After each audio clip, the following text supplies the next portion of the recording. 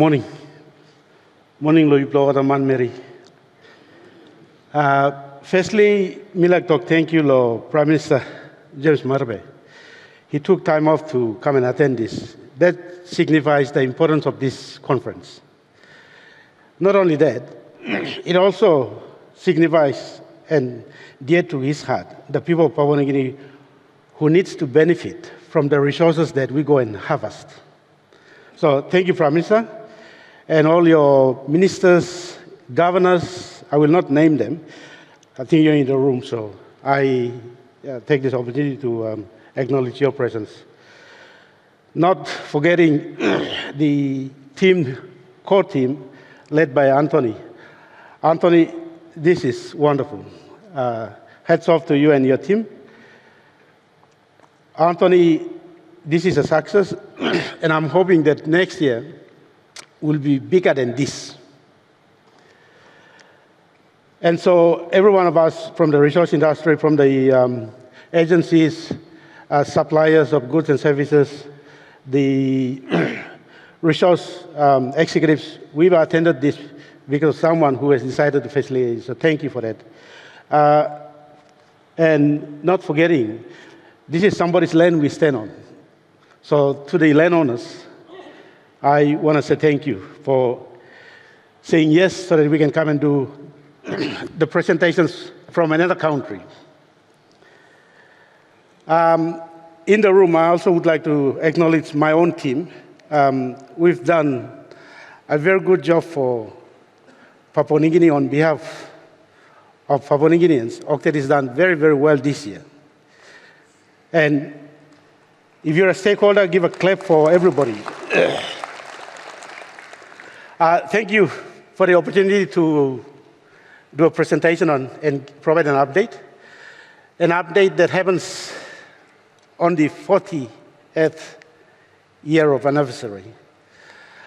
I was doing year 7 in a place called Telefomin when Tedi produced. So after 40 years, we've done very well.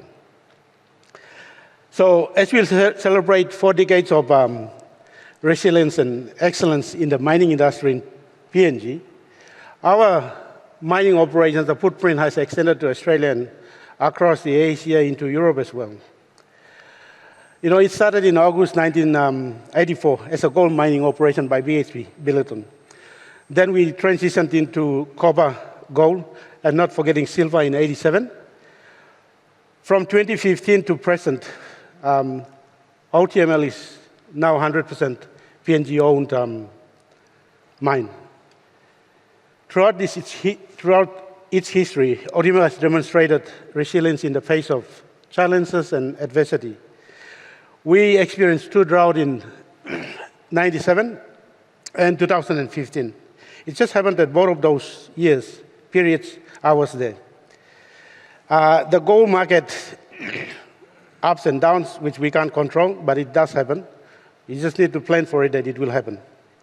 And the legacy issues that used to be legacy issues, but we've worked very diligently with our communities, the people who've given us the social license to operate, our stakeholders from the 2 sides of the shareholding. We've been able to manage to today, which Tedi is a well-managed business for the country. And I must thank the government of Marbe and Rosso for the confidence they have got in how Tedi is being managed today. As I said, despite these challenges, OTML continues to remain resilient and operates successfully, which we then distribute the social benefits and the economic benefits to the Western Province people, to the mine local landowners, the rest of the country, not forgetting suppliers of goods and services in Australia, in the Asia, in the Pacific region. So you've watched the 40 years brief. Let me go to the next slide. So, Tedi as it is, it's a very good business. 67% owned by the state under Kumul Minerals Holdings Limited, and 33% owned by the provincial government. The Western Province, provincial government owns 12%. MRCMCA, who are the affected communities in the village, in the riverine, own another 12%, and the SML villages own 9%. Where we are, the green-colored boxes are on the map. That's where our CMCA communities are.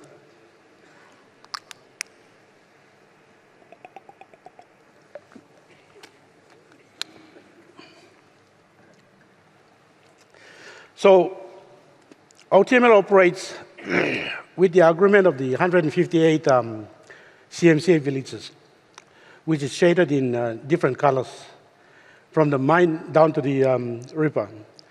Tedi has a strong track record of supporting these communities to be more self-sustaining and to help improve the quality of life. Tedi takes the community support obligation very seriously, and we will continue to do that till the mine closes. One of the major focus going forward that we want to ensure it happens, and it continues to happen, is participate in the outsourcing opportunities for Tedi Mining Limited as we review and outsource activities that we think the locals can perform and can look after themselves as well. More will come on the next slide. Now, in 40 years of production performance,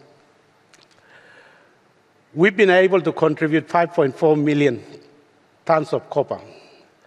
We also produced 16.4 million ounces of gold, 38.1 million ounces of silver. Today, as I stand in front of the audience, we've got a workforce which is 98% Papua New Guineans. 41% of our goods and procurement and 81% of our service contracts are from within the country. Currently, we're working towards 70%. So, as you can see, Tedi, yes, it's a state-owned business, but how we operate at a global stage. So we're very committed to investing well and ensuring that the environmental mitigation programs to mitigate the risk are in place and managed well. In terms of getting the physicals into dollars and kina and all that, you can see that in the last 40 years, we've contributed 13.9 billion to the shareholders. 11.3 billion we paid in taxes and duties. Of that, 6 billion we paid in company income tax. And, you know, if you look at that, every business every producer, service provider, developer has an obligation to pay the company income tax. How yours is structured, I wouldn't know, but there's an obligation piece that we all must pay. 2 billion in the last 40 years we paid in salaries and wages. Out of those 2 billion, we've employed in excess of 30,000 to 40,000 people. 1.1 billion we've paid as compensation payments to the CMCA communities, of which comes in cash and projects. 1.7 billion was generated as payments for general compensation, and 1.5 billion in royalties at 2%, which is then split 50-50 between the SML villages and the provincial government. So far, we've spent 872 million plus, and it's climbing, in infrastructure tax credit scheme. It used to be at 0.75. With the current government under Prime Minister Harbour, the change was done so we can spend 2% of entitled credits on infrastructure within the province and outside of the province. So by guidelines, 1% is spent within the province, 1% is spent outside of the province in other parts of PNG. So you can see that we spent a lot of money. We need to recognize that money on the ground.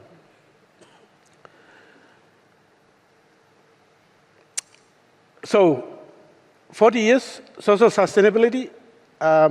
When we started in 1994, we introduced dredging in 1997 to address the sedimentation buildup and the silt buildup. Not only that, but to manage gravel that was going down as well. So the amount of environmental mitigation and controls that has been put in place has been a success. Hence, an award that was recognized last night by the Prime Minister for how we've managed big air operations, which is a byproduct of what comes out of Tedi. Tedi was given the Outstanding Environment and Climate Change Initiative Award. So thank you, Team Tedi and BK.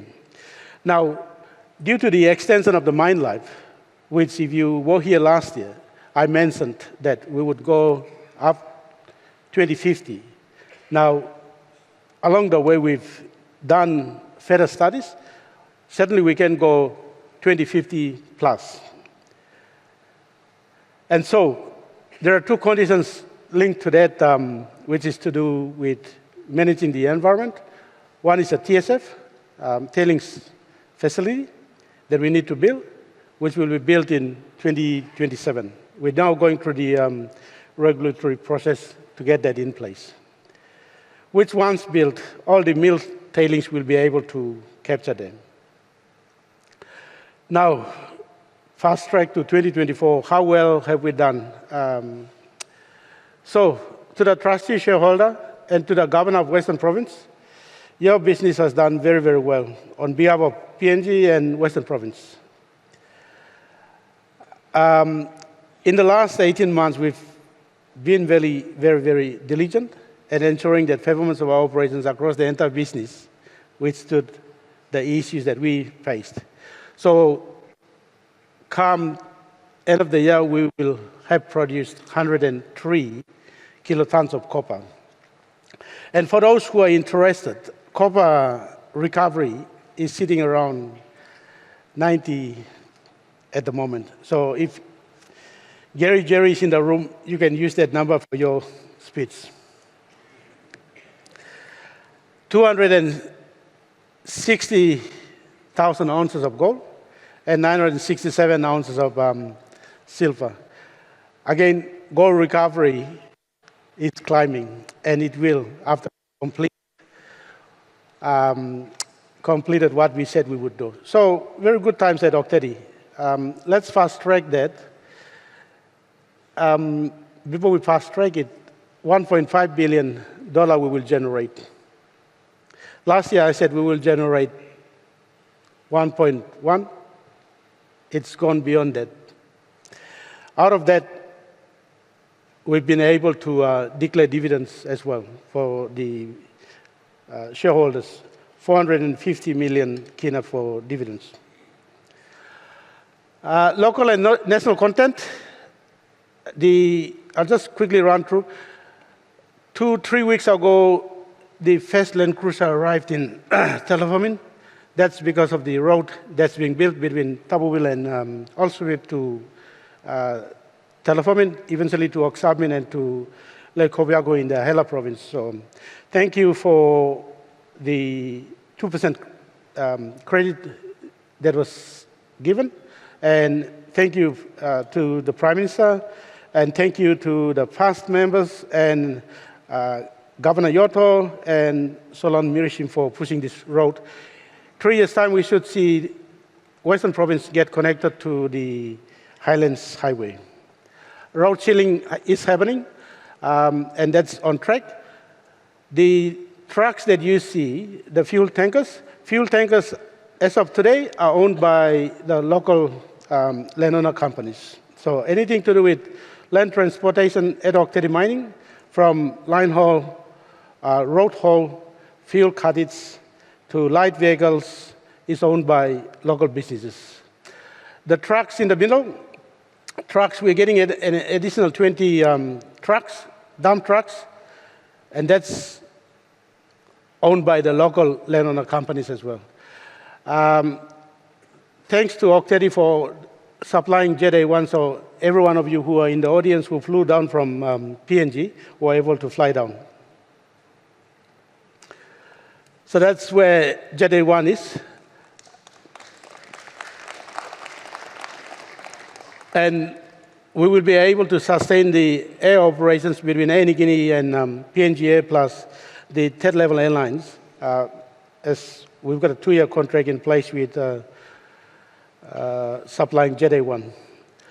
And the balloons that you see, the balloons by mid-next year or Q3 next year will be owned by the local Western Province people, which Tedi Mining Limited will lease off for life of mine.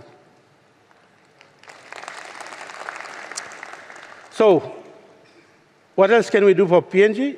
We need to continue to implement the 2% tax credit, and then we can do a lot of other projects that we intend to do, building more roads. That's how much we've spent so far in the TCS. Now that was the last 40 years. I'll quickly run through the next 40 years. This will take me 2 minutes to do that, because I presented this last year, but I just want to give you guys an update on where we are up to.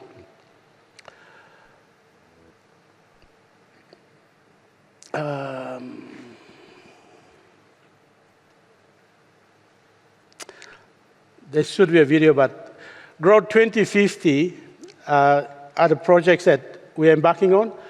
And some of the projects that we've embarked on and we're into early stages or into defined feasibility stage or into execution at the environment steward, which is engineered waste rock dam, haul truck, process asset renewals, plus facility renewals, and the pig-on-pit expansions that's happening as well, and the tailing storage facility.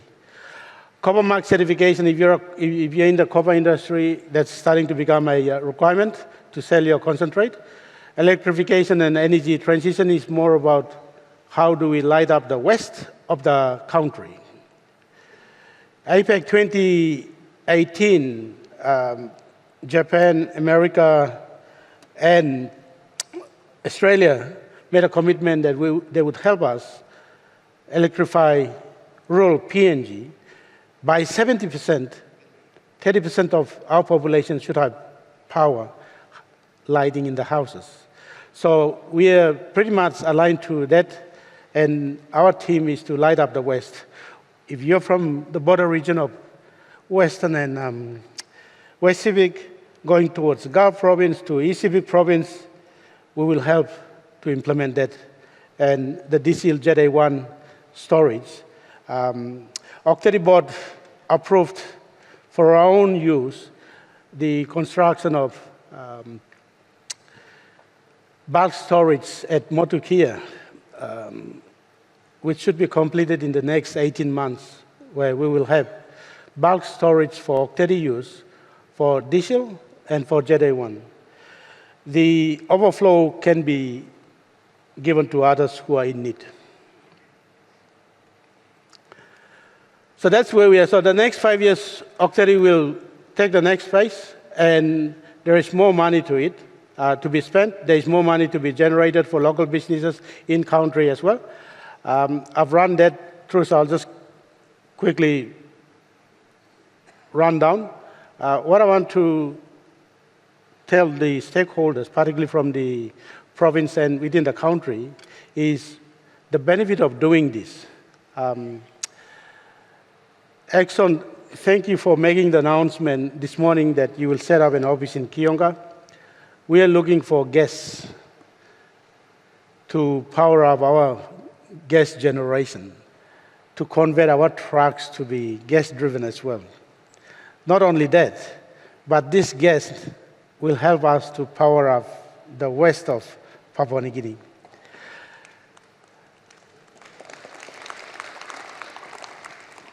We've got Stanley gas as well, which is also in discussions at the moment, so at least we've got 2 groups that we can look to.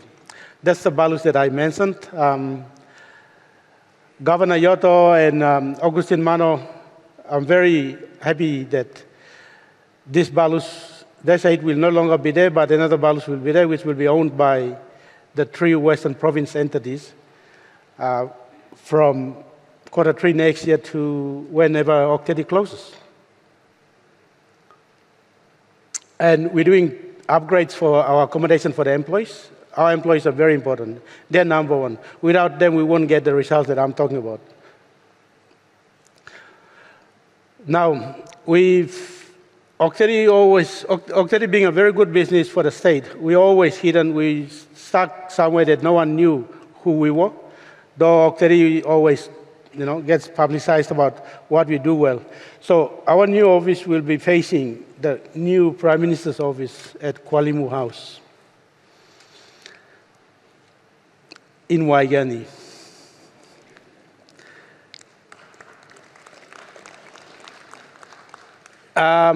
With the future direction of Kumul Minerals, I must make it very clear that this is going to be a support service to support the future expansion of Kumul Minerals.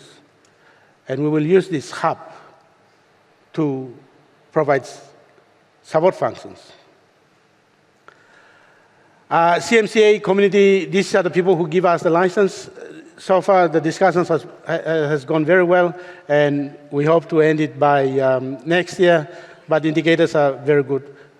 We just need to make commitments to helping our people down the river and up the mountains. That's how we forecasted for the spend for the next 5 years, $2 billion that we will spend. A lot of funding will come internally. I'd say 80% of the funding will come internally. So, trustee, shareholder, governor, it's a good business. There's expansion plan in there.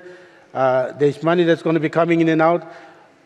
And we will tap into other industries in the oil and gas industry. We will tap into the agencies to support Tedi continue on for the next 40, 50 years. So, during the extension of mine life, 40 billion will be generated for social benefits, taxes, royalties, and dividends. That's a lot of money. The question is, what are we going to do with that money? That's the challenge I will leave here for the beneficiaries of how this 40 billion will be used. What I want to present to the audience who have supported Tedi, and particularly to the trustee shareholder, the ministers, the governors, is this slide here. This year, we will generate 1.5 billion US. In 5 years' time, or 4 or 5 years' time, I want to be generating $2 billion for Tedi mining. Thank you.